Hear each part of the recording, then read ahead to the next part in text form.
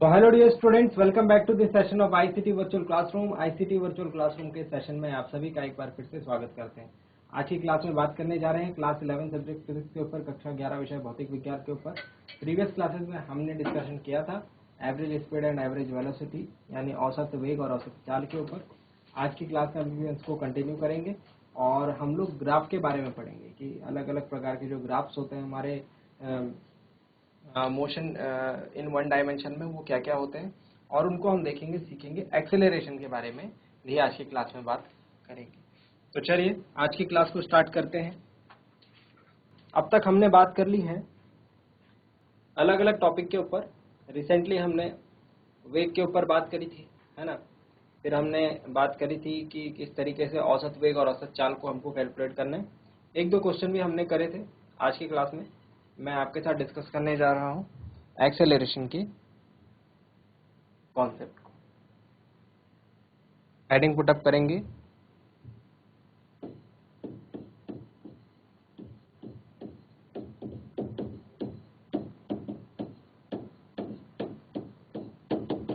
Acceleration यानी त्वरण।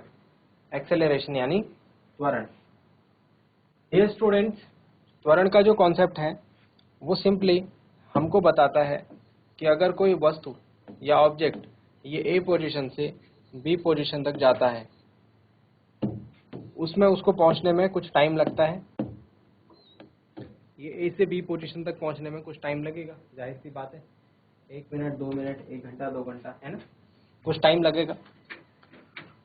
Starting में इसका जो वेग था, सपोज 5 मीटर प्रति सेकंड की वेग से चल रहा था और बाद में इसका वेग बढ़ करके 6 मीटर प्रति सेकंड हो गया, या फिर कम भी हो सकता है ना, कुछ भी हो सकता है। तो यहाँ पर हमको वेग परिवर्तन होता हुआ दिख रहा है, तो हम ये देखेंगे, इसका दर निकाल लेंगे, इसकी रेट निकाल लेंगे कि हर सेकंड में इसने कितना वेग परिवर्तन करा अपना। तो वही इसका त्वरण कहलाएगा भाई। त्वरण क्या कहलाएगा? त्वरण कहलाएगा इसका किसी वस्तु के वेग परिवर्तन की दर, किसी वस्तु के वेग परिवर्तन की दर। देखेंगे इस बात को।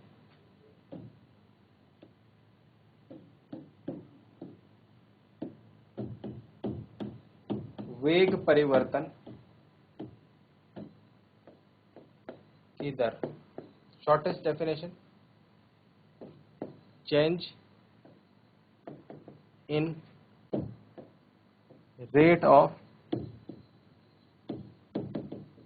Velocity, change in rate of velocity. ठीक है, तो किसी वस्तु के वेग परिवर्तन की दर को हम क्या कहते हैं? उसका त्वरण कहते हैं।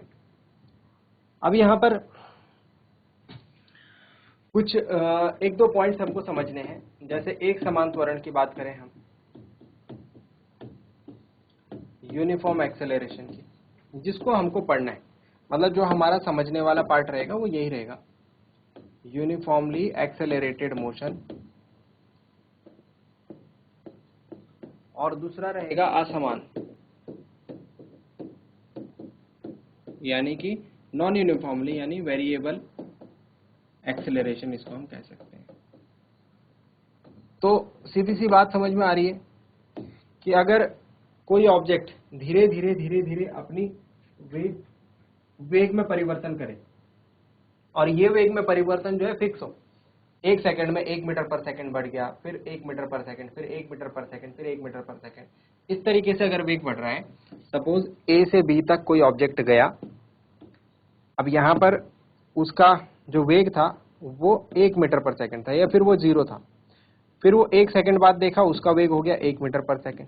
फिर आफ्टर 1 सेकंड देखा, उसका वेग हो गया 2 मीटर पर सेकंड। फिर आफ्टर 1 सेकंड देखा, उसका वेग हो गया 3 मीटर पर सेकंड।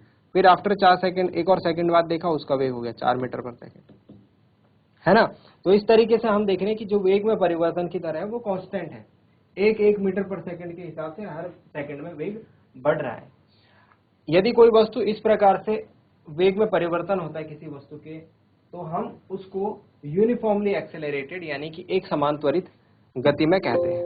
और अगर ऐसा ना हो रहा हो, इसके अलावा कुछ हो रहा हो कि एक सेकंड में कहीं 1 मीटर पर सेकंड बढ़ गया, कहीं 2 मीटर पर सेकंड बढ़ गया, कहीं बढ़ा ही नहीं, तो उसको हम असमान त्वरण कहेंगे। हमारी जो यूजुअल जो डेली लाइफ है वहां पर हम लोग असमान त्वरण को फेस करते हैं, नॉन यूनिफॉर्म एक्सेलरेशन को फेस करते हैं। लेकिन हमारा जो सिलेबस का पार्ट है वो यूनिफॉर्म मोशन है, यूनिफॉर्मली एक्सेलरेटेड मोशन है। ठीक है, तो हम इस अब किसके ऊपर अपना फोकस रखेंगे, एक समान त्वरण के ऊपर, क्योंकि ये हमारे सिलेबस का पार्ट है। अच्छा, यूनिफॉर्मली एक्सेलरेटेड में एक गति जो है वो बहुत फेमस है, यहां पर लिख रहा हूं मैं ब्रैकेट में, ऊंचाई से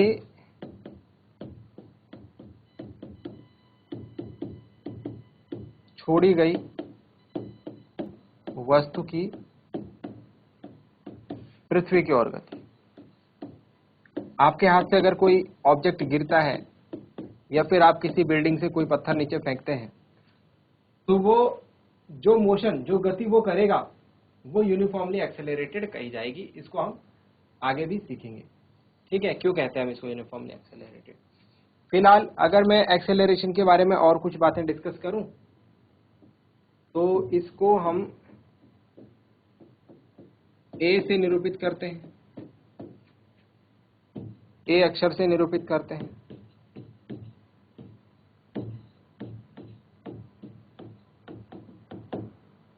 ठीक है, और इसके मात्रक की बात करें, इसका SI मात्रक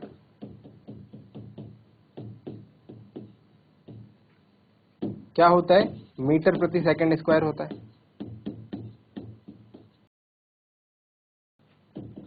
इसकी विमा, इसकी डायमेंशन क्या होती है, LT-2 होती है। इसका फॉर्मूला A = V-U/T, प्रारंभिक वेग माइनस अंतिम वेग बटे समय, ये इसका फॉर्मूला होता है। ठीक है, तो इतनी बातों को नोट डाउन करेंगे। ये बेसिक चीजें हैं त्वरण के बारे में, जो कि आपने प्रीवियस क्लासेस में भी पढ़ी होंगी डेफिनेटली। और एक लास्ट लाइन जो आपको क्लास 11th में आपने नहीं पढ़नी है, कि यह क्या है, एक सदिश राशि। सदिश राशि, वेक्टर क्वांटिटी सदिश राशि है, तो इसके ऊपर क्या लगाएंगे, एरो लगाएंगे। देखो कैसे, ये देखो, ये सदिश राशि। वेग भी सदिश राशि होती है। v और u क्या हो गया, v हो गया अंतिम वेग और u हो गया प्रारंभिक वेग। इतनी बातें नोट डाउन करें जल्दी से।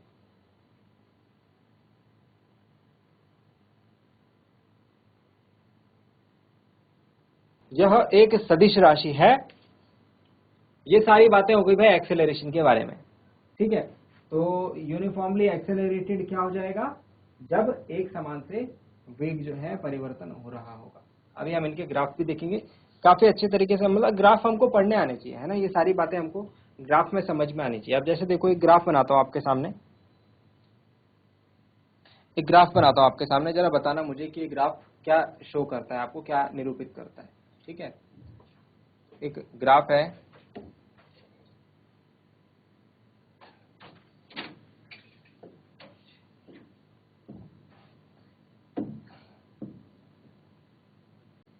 पहले ग्राफ्स के बारे में पढ़ लेते हैं, है ना। डिफरेंट टाइप के जो ग्राफ्स होते हैं हमारे पास, उनके बारे में थोड़ा सा आपको रिवाइज करवा देता हूं। हम जो ग्राफ्स पढ़ेंगे वो दो टाइप के ग्राफ हम लोग अपने यहाँ पर काइनेमेटिक्स के अंदर पढ़ेंगे।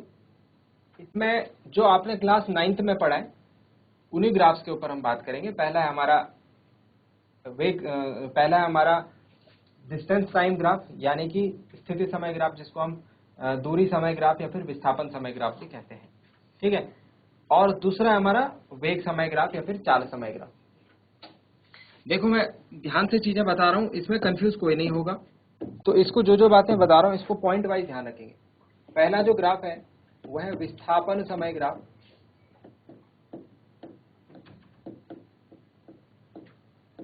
या फिर इसको हम दूरी समय ग्राफ भी बोल सकते हैं।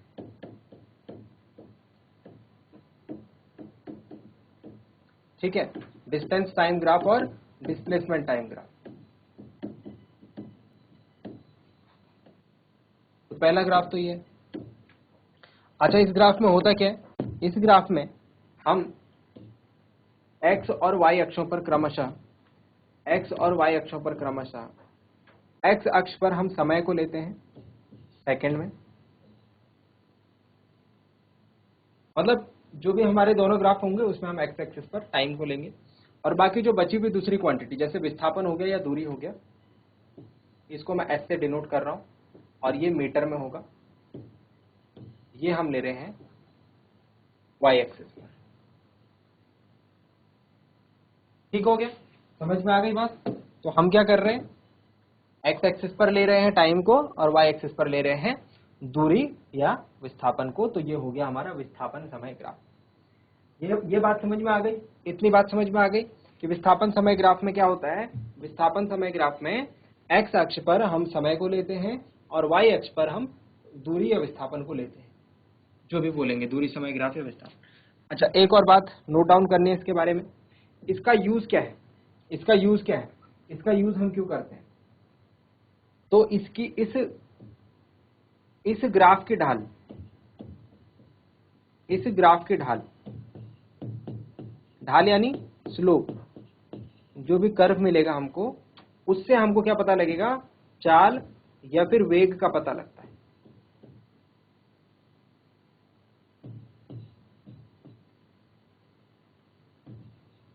Very important. इस ग्राफ की ढाल चाल या वेग बताती है।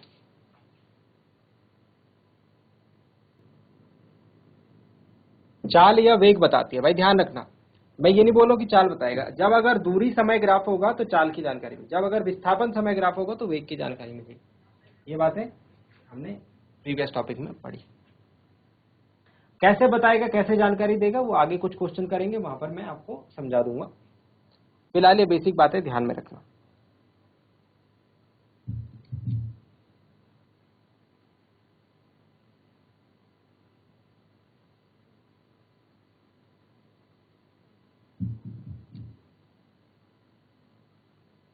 इसके बाद जो हमारा नेक्स्ट ग्राफ आता है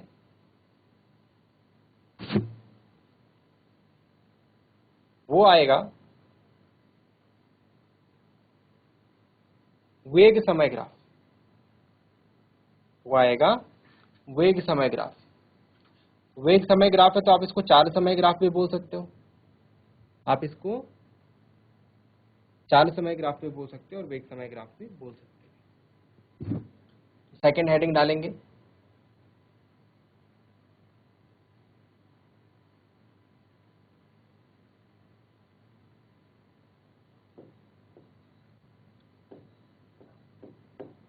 वेग समय या फिर चाल समय ग्राफ, वेग समय ग्राफ या फिर चाल समय ग्राफ।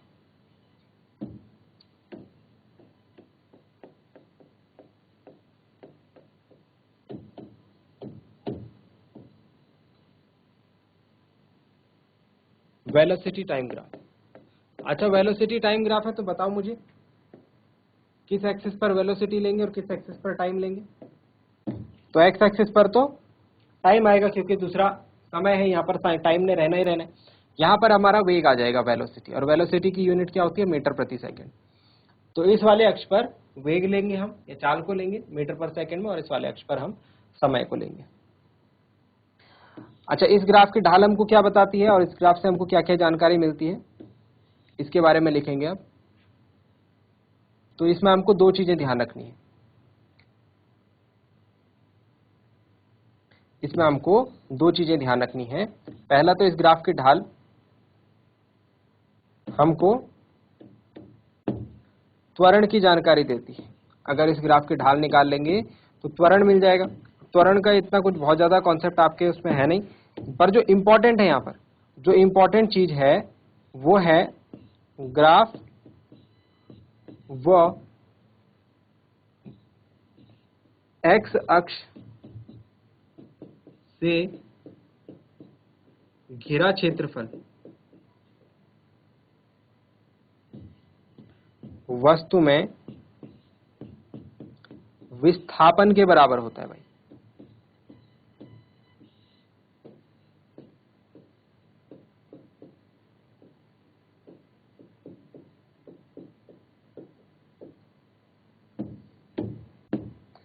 ये वाला पॉइंट इंपॉर्टेंट है।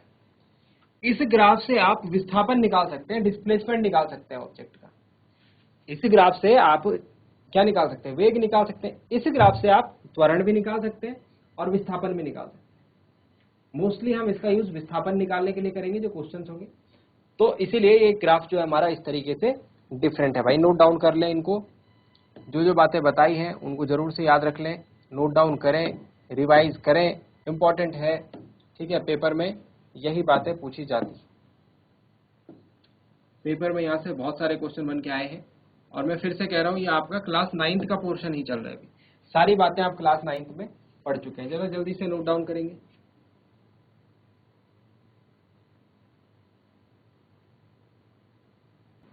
चलिए, अच्छा स्लोप का एक फॉर्मूला भी याद रख लें। अब क्लास 11th की चीजें आएंगी। स्लोप निकालने के लिए हम एक फॉर्मूला यूज करते हैं tan थीटा। स्लोप का एक फॉर्मूला है tan थीटा। tan थीटा मतलब जैसे सपोज हमारा ग्राफ ये बना, सपोज है, देखो ऐसे बना ग्राफ, तो इसमें मैं देखूंगा कि x अक्ष के साथ इसका एंगल कितना है। धनात्मक कोण की बात करते हैं हम। धनात्मक कोण मतलब एंटी क्लॉकवाइज। तो यहां से एंटी क्लॉकवाइज ऐसा हुआ, क्लॉकवाइज ऐसा हुआ। ठीक है, तो एंटी क्लॉकवाइज डायरेक्शन में जो एंगल बना वो ये बना, तो ये थीटा। ये थीटा अगर आपको पता है tan थीटा से आप निकाल लेंगे। अदरवाइज दूसरा फॉर्मूला भी है ना, उसको भी हम अप्लाई करेंगे, बट जनरल फॉर्मूला ये होता है। चलो अब कुछ क्वेश्चंस कर लेते हैं। जब तक हमने बातें सीखी उस पर हम कुछ एप्लीकेशन बेस्ड क्वेश्चंस कर लेते हैं। एक हमारे पास दूरी समय ग्राफ दे रखा है यहां पर।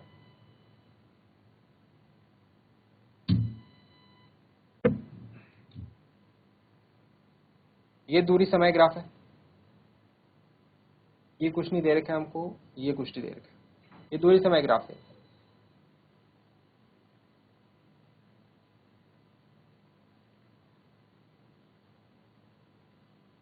जो ग्राफ है कुछ इस तरीके से जा रहा है स्टार्टिंग में, फिर उसके बाद वो समांतर हो जाता है एक्स अक्ष के, फिर उसके बाद लास्ट वाले राउंड में वो और ऊपर जाता है इस तरीके से। ठीक है, रीडिंग्स की अगर आपको बात करूं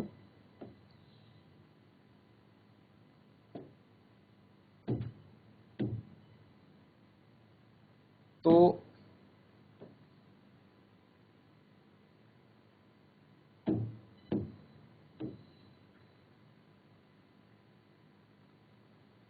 बनाइए, ग्राफ को बनाइए, फिर इसमें मैं क्वेश्चंस रख रहा हूं आपके सामने।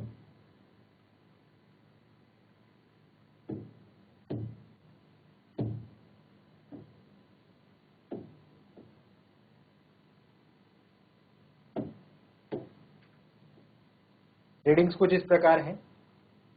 ये रीडिंग है 10, 15 और 20। ये रीडिंग है 10 और 15।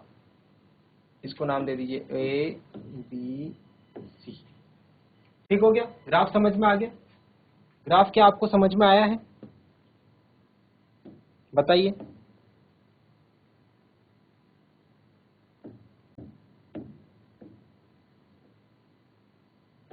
चलिए ग्राफ बनाइए जल्दी से और अब क्वेश्चन का आंसर दीजिए। इसमें क्वेश्चन है ओ ए बी व बी सी क्षेत्र में वेग निकालिए। वेग ज्ञात कीजिए। तो पहले आप इस क्वेश्चन को खुद से करके देखें, क्योंकि सेम है क्लास 9th में जैसे करा था। फिर मैं एक्सप्लेन कर रहा हूँ, फिर मैं भी एक्सप्लेन करूंगा इसको, बट पहले आप करने की कोशिश करें, फिर ऐसे ही कुछ एक दो क्वेश्चन और दूंगा।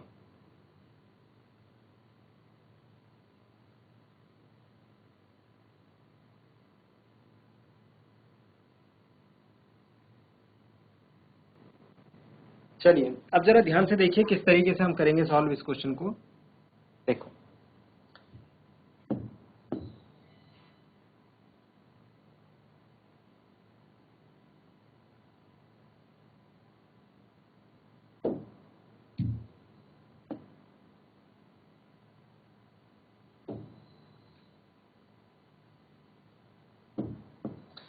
सबसे पहले बात करेंगे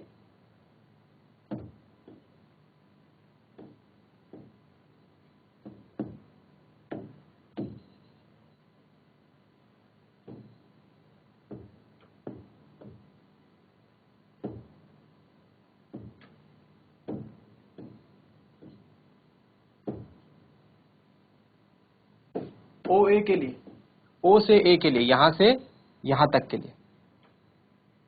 तो मैंने क्या बोला था, हमको निकालना क्या, वेग।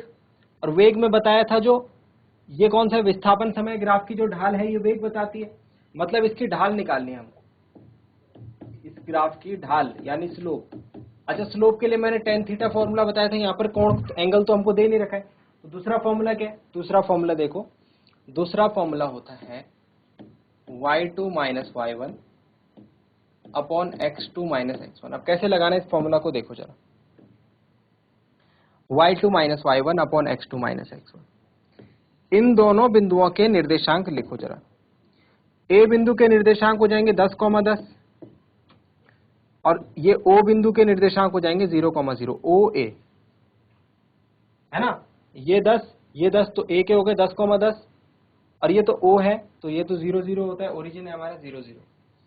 तो इसमें से ये आगे वाला हो जाएगा x1 x2 और बाद वाला हो जाएगा y1 और y2। ये x1 y1, ये x2 y2, ठीक है। तो y2 माइनस y1 मतलब 10 माइनस 0 बटे x2 माइनस x1 मतलब 10 माइनस 0। तो 10 बटे 10 आ गया, 10 बटे 10 मतलब 1। तो 1 मीटर प्रति सेकंड वेग रहेगा किसका, वस्तु का, कौन से, O से A के दौरान। जब वस्तु O से A के बीच में गति करेगी तो उसका वेग 1 मीटर प्रति सेकंड रहेगा।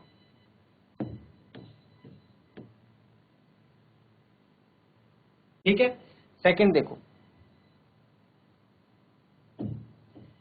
फिर A से B के बीच की बात करें, A B के बीच की बात करें, फिर से वही A और B के कोऑर्डिनेट क्या होंगे भाई, A और B के कोऑर्डिनेट, A का कोऑर्डिनेट 10,10 है, B का कोऑर्डिनेट क्या हो जाएगा 15,10। कोऑर्डिनेट निकाले तो हमने क्लास 10th में सीखे थे। तो इस दौरान y2 माइनस y1 मतलब 10 minus 10 upon x2 minus x1 15 minus 10, 10 minus 10 0 हो जाएगा। तो ए बी कितना आ जाएगा, ए बी के लिए जो वेग आ जाएगा, यहां पर वेग आ जाएगा 0। मतलब इस दौरान जहां हमको सीधी लाइन देखने को मिल रही है वहां पर वेग क्या है, 0 है। अब आ जाते हैं थर्ड पार्ट में। थर्ड पार्ट क्या है हमारा, बी से सी के लिए, बी से सी के लिए भी करो भाई। बी और सी के कोऑर्डिनेट, बी के आपने लिखे हैं, सी के लिखो 20,15 20,15 20,15।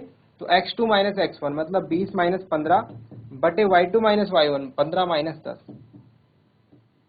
20 में से 15 गए 5, 15 में से 10 गए 5, 5 में से 5 कट गया 1। तो लास्ट वाले के लिए भी क्या आ रहा है, 1 मीटर प्रति सेकंड वेग आ रहा है। लास्ट वाले के लिए भी क्या आ रहा है, 1 मीटर पर सेकंड का वेग आ रहा है, ये आंसर। तो इस एरिया में वस्तु जो है 1 मीटर प्रति सेकंड के हिसाब से गति कर रही है। ये वाला ग्राफ हमको बता रहा है, ये वाला ग्राफ बता रहा है कि वेग कुछ है ही नहीं, 0 वेग। और ये वाला जो ग्राफ बता रहा है, ये बता रहा है कि वस्तु फिर 1 मीटर पर सेकंड के हिसाब से गति कर रही है। तो इस तरीके से हम ग्राफ से पता लगाते हैं कि वस्तु की गति कैसी है, यानी वस्तु मूव कैसे कर रही है। ठीक है, अगर सीधी लाइन होगी, ध्यान रखना, अगर विस्थापन समय ग्राफ की जो लाइन है, वो जो ग्राफ है वो बिल्कुल सीधी लाइन है एक्स अक्ष के समांतर, मतलब कि वेग 0 है। वेग क्या है, 0 है। ठीक है, तो आई होप आज की क्लास में जो आपको बातें बताई गई जो ग्राफ से रिलेटेड, अभी हम आगे और क्वेश्चंस करेंगे इन ग्राफ के ऊपर, तो इनको एक बार घर जाके रिवाइज जरूर करना। अगली क्लास में मिलते हैं ऐसे किसी इंपॉर्टेंट और इंटरेस्टिंग टॉपिक के साथ। क्लास से जुड़े रहने के लिए आप सभी का बहुत बहुत धन्यवाद। Thank you very much and have a nice day.